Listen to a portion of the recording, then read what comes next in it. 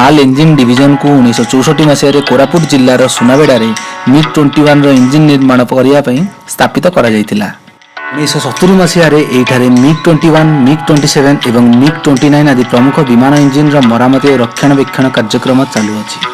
गत 5 दशंधि धरी एठारे 1300 रु अधिक इंजिन निर्माण सह 7000 रु अधिक इंजिन मरामती और रक्षणाबेक्षण कार्य चालू अछि। बिजू पट्टनायक सहित हाल सुनाबेड़ा डिविजन गभीर संपर्क रही जहाँकर शासनकाल समय एवं प्रयास एटी हाल स्थापित होइतिला।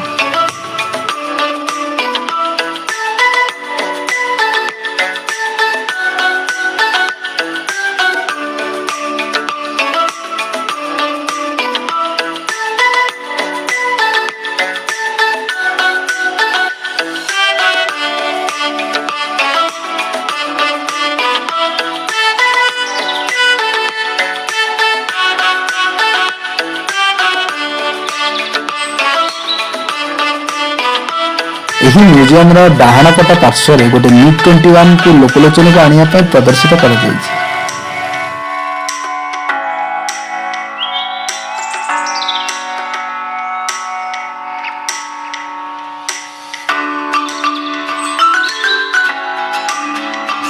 MiG-21 इंजिन को प्रदर्शित कर